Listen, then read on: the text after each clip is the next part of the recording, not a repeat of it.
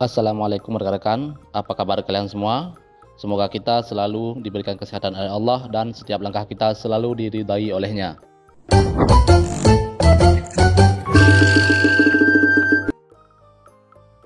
Kegiatan pagi syik malam ini ialah pergi bersama dia membaca tahlilan ke tempat orang meninggal, yaitu tepatnya malam ke-7. Sebagaimana kebiasaannya di tempat kami, yaitu di Desa Teping Kebe, jika ada orang meninggal, maka itu dibuat tahlilan dari hari pertama sampai hari ke-7 sampai malamnya, itu secara berturut-turut. Adapun yang meninggal ialah Nek Saniah binti Ismail. Oh ya, berbicara Nek Saniah, Pak Geci sendiri mempunyai kenang-kenangan bersama beliau. Kenangan tersebut tersimpan dalam foto itu.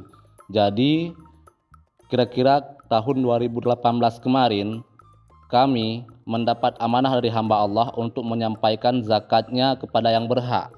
Dan salah satu yang berhak menerima zakat tersebut adalah Nek Sania.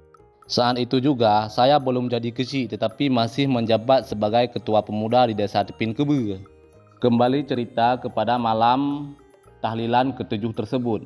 Pada malam ke-7 itu yang hadir hanya tamu undangan yang diundang oleh tuan rumah. Sedangkan pada malam pertama sampai malam ke-6 itu yang hadir para warga dengan tidak diundang, karena para warga datang untuk menghibur dan membaca tahlilan kepada almarhumah. Jadi kita doakan kepada almarhumah semoga ditempatkan di surganya, amin.